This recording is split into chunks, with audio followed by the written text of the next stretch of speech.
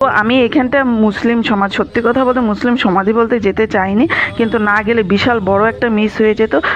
রাধে রাধে বন্ধুরা। তো সকাল সকাল গণেশ মহারাজের দর্শন হয়ে গেল, রাস্তাতে আপন মনেও হেঁটে চলেছে।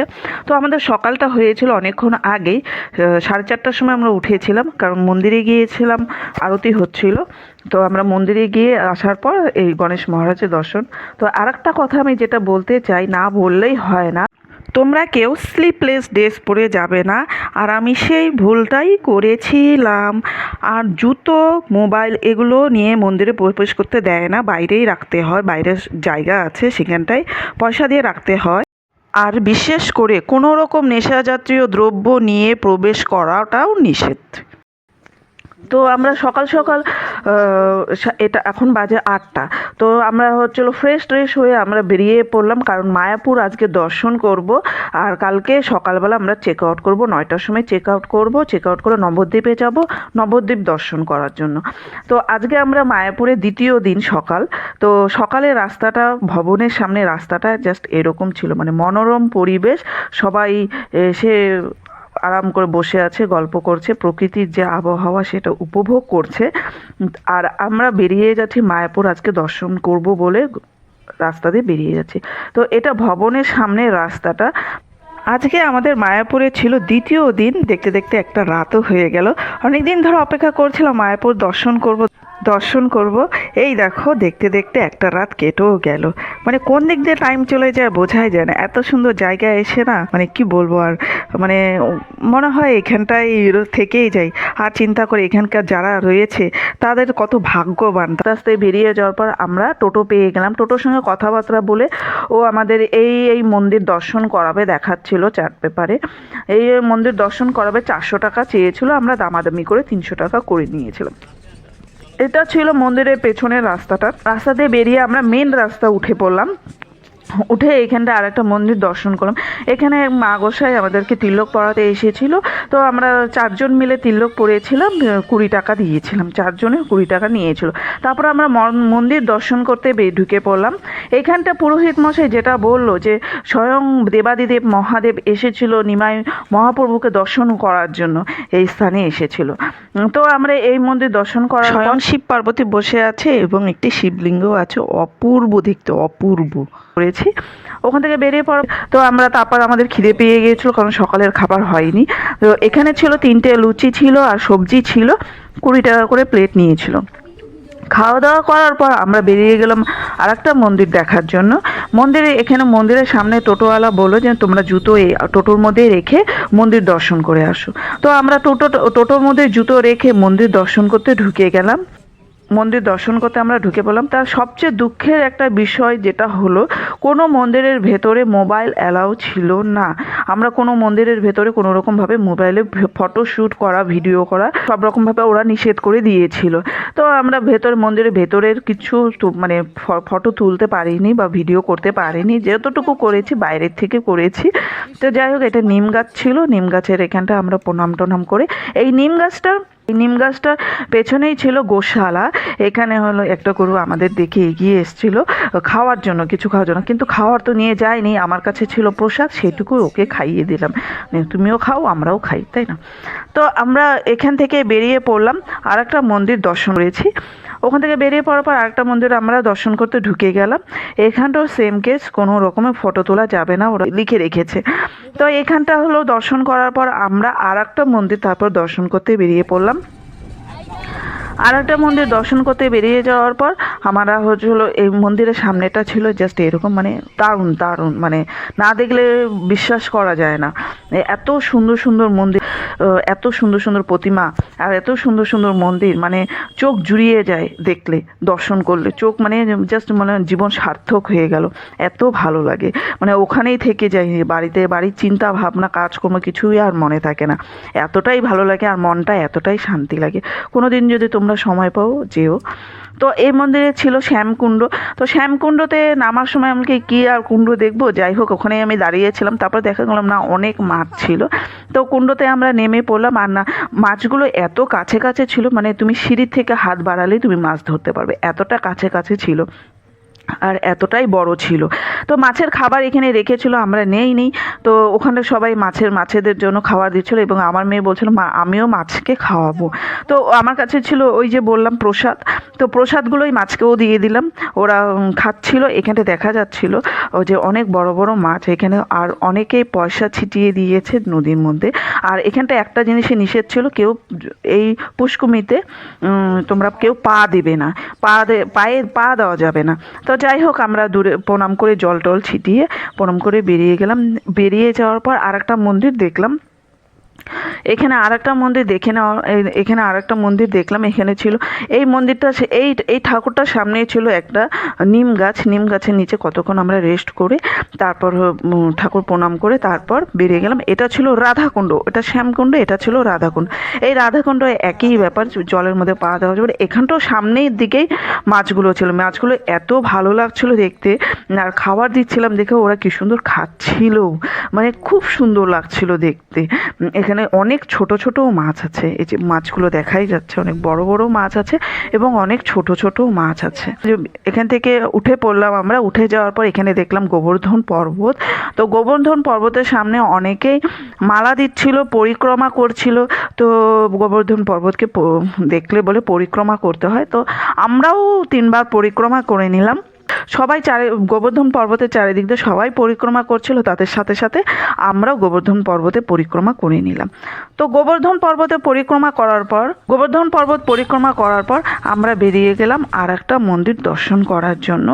এই মন্দিরে অনেক স্ট্যাচু ছিল এবং তার নিচে অনেক কাহিনী লেখা ছিল। পড়তে গেলে অনেকটা বড় হয়ে যাবে, ভিডিওটা অনেকটা লম্বা হয়েছে। তোমরা যদি কোনো দিন আসো এখানে পড়ে নিও, দেখে নিও। আর এখানে এক ভক্তবৃন্দ এত সুন্দর করে কৃষ্ণ নাম কীর্তন গাইছিল, মানে মানে মানে বলার ভাষা নেই, এত সুন্দর লাগছিল, এত মানে নেশার মতো লাগছে। মানে ওখানে বসে থেকে থেকে শুনি, কিন্তু কিচ্ছু করার ছিল না, কি করব, টোটো দাঁড়িয়ে আছে বাইরে। তো এই মন্দিরের চারপাশ দিয়ে আমরা একটু পরিক্রমা করে নিয়ে মন্দিরের পেছনে এক ছিল পুষ্কমি। কিন্তু পুষ্কমিটা আফসোস আমরা দুপুর টাইমে গিয়েছিলাম, হয়তো বিকেল টাইমে খোলা থাকে, কিন্তু আমরা দুপুর টাইমে গিয়েছিলাম বলে তালা ছিল মনে হয়। তো আমরা বাইরে থেকে অল্প দেখে ভেতরের দিকে আর যাইনি, বাইরে থেকে অল্প দেখে টোটোর মধ্যে উঠে পড়লাম, কারণ ভেতরে গেলে আর একটু দেরি হয়ে যেত আর ওখানে গরম ছিল। তো যাই হোক এখানটায় টোটোর মধ্যে উঠে যাওয়ার পর আর একটা জায়গায় আমরা গেলাম। এই জায়গাটা আমি যেতে চাইছিলাম না, কারণ মুসলমানের কবরস্থান বলে। তো যাই হোক তারপর না গেলে পরে ভাবলাম না গেলে পরে বিশাল একটা জিনিস মিস করে যেতাম। তো এই লোকটা যেটা বলছিল সেটা এখানে শোনা যাচ্ছিল না, আমি বলছি যদি ভুল হয়ে থাকে ক্ষমা করে দিও। উনি যেটা বলছিল সেটা হলো, চাঁদকাজি মৃত্যুর পর নিমাই গৌরাঙ্গ মহাপ্রভু নিজের হাতে সমাধি দিয়েছিলেন। তো চাঁদকাজির নাম শুনে বুঝতেই পারছেন তিনি মুসলিম ছিলেন। তাহলে মহাপ্রভু কেন ওই মুসলিম ভদ্রলোককে সমাধি দেন? তার উত্তরে বলেছিলেন চাঁদকাজি মুসলিম হওয়া সত্ত্বেও মহাপ্রভুর ভক্ত ও শিষ্য হয়েছিলেন, তাই মহাপ্রভু চাঁদকাজিকে মৃত্যুর পরে নিজের হাতে মাটিতে সমাধি দিয়েছিলেন। তো চাঁদকাজি কে ছিলেন? ভাগবতে বিশ্বাসী হলে ভাগবতে বলেছেন চাঁদকাজি ছিলেন দাপর যুগে অসুররাজ রাজা কংস মহারাজ। সেই কংস মহারাজ দৈববাণী ছিল কৃষ্ণ ভগবানের হাতে তার মৃত্যু হবে। মৃত্যুর ভয়ে ভীত হয়ে অসুর মহারাজ কৃষ্ণ ভগবানকে মেরে ফেলার জন্য অঘাসুর বকাসুর পুতনা এই সমস্ত অসুরদের দ্বারা কৃষ্ণ ভগবানকে মেরে ফেলার চক্রান্ত করেছিল, কিন্তু ভগবানের ক্ষতি করা মানুষের অসাধ্য ব্যাপার। তাই কংস মহারাজ কৃষ্ণ ভগবানকে কোনো ক্ষতি করতে পারেনি। তখন কৃষ্ণ ভগবান কংস মহারাজকে বলেছিলেন, সম্পর্কে তুমি তো আমার মামা হও, তথাপি আমাকে মেরে ফেলার চক্রান্ত করলে। তাহলে কি করে মামা হলে? দৈবকীর দাদা হলেন কংস, আর দৈবকীর মনস্কামনা পূর্ণ করার জন্য স্বয়ং কৃষ্ণ ভগবান কংসের কারাগারে দৈবকীর পুত্র রূপে আবির্ভূত হয়েছিলেন। তাহলে সম্পর্কে মামা ভাগ্নে, তথাপি চিনতে না পেরে মেরে ফেলার চক্রান্ত করলে পরবর্তী প্রজন্মে তুমি ডমরের ঘরে জন্ম নেবে। সেই দাপর যুগে কংস মহারাজ কলিকালে ভাগবতে কথা অনুযায়ী চাঁদকাজি হিসাবে জন্ম হলেন। তো কংস কংস মহারাজ যখন বুঝতে পারলেন আমি অভিশাপ পেলাম, তাহলে উদ্ধার পাবো কি করে, বললেন। মনে মনে অনুতপ্ত হয়ে ভগবানের শরণাগত হলে তখন অন্তর্যামী ভগবান কংস মহারাজকে বলেছিলেন, আমি তোমাকে উদ্ধার করব কলিকালে, যখন নবদ্বীপে মায়াপুরে সতী মায়ের গর্ভে চৈতন্য ভগবান রূপে অবতীর্ণ হব, তখন আমি উদ্ধার করব সেই চৈতন্য ভগবান চাঁদকাজিকে হরিনামে মন্ত্র দিয়ে ভক্ত উৎকৃষ্ট করে উদ্ধার করেছিলেন আর আশীর্বাদ করে বলেছিলেন, দমন হয়ে মুসলিম হয়ে আমার ভক্ত উৎকৃষ্ট হলে তাই তোমার নামে যাতে জগতে অমর হয়ে থাকে, আর তার ব্যবস্থা হিসাবে তোমার মৃত্যুর পর নিজের হাতে মাটি দিয়ে সমাধি দেব, আর সমাধির ওপরে একটা গোলক চাপা গাছ বসিয়ে যাব, যে গাছের ফুল সারা বছর আমার আশীর্বাদ স্বরূপ তোমার সেই সমাধিতে ঝরে পড়বে। এই সেই গোলক চাপা, যার বয়স 524 বছর। জয় চাঁদকাজির জয়, জয় নিমাই মহাপ্রভুর জয়। আর পিছনে ওই যে চাঁদকাজির সমাধি দেখা যাচ্ছে এবং ওই যে গাছটা যে দেখা যাচ্ছে, এটা সেই গোলক চাপা গাছ। তো আমি এখানটা মুসলিম সমাজ, সত্যি কথা বলতে মুসলিম সমাধি বলতে যেতে চাইনি, কিন্তু না গেলে বিশাল বড় একটা মিস হয়ে যেত। তোমরা যদি কোনো দিন যাও এই জায়গাটা অবশ্যই যেও এবং তার মুখে এই কথাগুলো শুনো, মানে খুবই ভালো লাগে তার মুখে শুনতে। তো যাই হোক, আমাদের মন্দির কমপ্লিট হয়ে গিয়েছিল দর্শন করা। তো আমাদের স্কন মন্দিরের ভেতরে নামিয়ে দিয়েছিল। তো আমরা স্কন মন্দিরের ভেতরটা ভালো করে কালকে দর্শন করতে পারিনি দেখে আমরা একটু ঘুরে ঘুরে দেখছিলাম স্কন মন্দিরের ভেতরে, এবং আমাদের চারিদিকটা একটু চারপাশটা ঘুরে ঘুরে দেখছিলাম আমরা স্কন মন্দিরটাতে, মায়াপুর স্কন মন্দিরটাতে। তো চারপাশটা ভালো করে ঘুরতে ঘুরতে আমাদের পেয়েছিল খিদে, তো আর কি করা যাবে, পেটেও তো কিছু দিতে হবে। তো আমরা খাওয়ার জন্য বের পেলাম, কারণ ওই স্কন মন্দিরে আমাদের খাওয়ার জন্য আমাদের কুপন নেওয়া ছিল। তো টাইম ছিল 1টা থেকে 2টা পর্যন্ত, তার আগে পরে আসলে হবে না। তো যাই হোক, আমরা কুপন নিয়ে ঢুকে গেলাম খাওয়ার জন্য, কারণ খিদে পেয়েছিল, প্রচণ্ড খিদে পেয়েছিল। আমরা কুপন নিয়ে ঢুকে গেলাম, এটা আমরা লাইনে দাঁড়িয়েছি, আমরা তাদেরকে দিয়ে দিলাম। দিয়ে দেওয়ার পর আমরা ঢুকে গেলাম ভেতরে খাওয়ার জন্য। তো এখানে শোটা এইরকম ছিল, জাস্ট দেখতে বিশাল এরিয়া, অনেকটি জায়গা জুড়ে। তো ভিতরে আমরা ঢুকে, তো যাই হোক এরকম দৃশ্য ছিল, তার অনেকে বসে বসে খাচ্ছিল। আমাদের দিয়ে দিল একটা থালা, তার ওপর প্লেট, পাতার প্লেট দিয়ে দেওয়ার পর আমরা এগিয়ে গেলাম আস্তে আস্তে। সবাই এগিয়ে যাওয়ার পর আমাদের দিল ভাত, এখানটায় ভাত, তারপর দিল ডাল, তারপর দিল আমাদের একটা মিক্সড সবজি, সব রকমের মিশিয়ে একটা মিক্সড সবজি করেছিল। তারপর দিল এখানটায় দুটো করে রুটি ছিল, আর এখানটা ছিল পনিরের সবজি, পনিরের সবজি ছিল।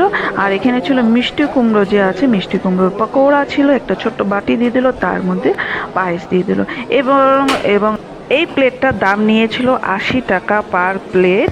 এবং তারপর আমরা জলটা নিয়ে নিলাম, জলটা নিয়ে চলুন বসে যাওয়া হোক। এখানটায় পনিরের সবজি, ভাত আর হচ্ছে হলো মিক্সড সবজি, এগুলো যে যতটা পারবে সে ততটা আবার রিপিট আছে। তাছাড়া পায়েস আর হচ্ছে হলো পকোড়া, রুটি, এগুলো আর দ্বিতীয়বার নেওয়া যাবে না কিন্তু।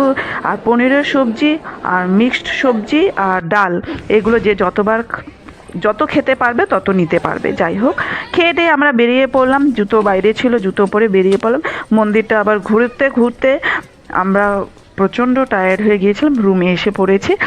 রুমে আসার পর রেস্ট করার পর, এটা ছিল রাতের সময়, যে ভবনে ঈশ্বরদা ভবনে ছিলাম আমরা, সেখানটা এখান থেকেও কুপন নেওয়া হয়েছিল। এটা ছিল 100 টাকার প্লেট, এখান থেকেও কুপন নিয়ে রেখেছিলাম আমরা। এটা খাওয়ার টাইমটা ছিল 8টা থেকে 9টা পর্যন্ত।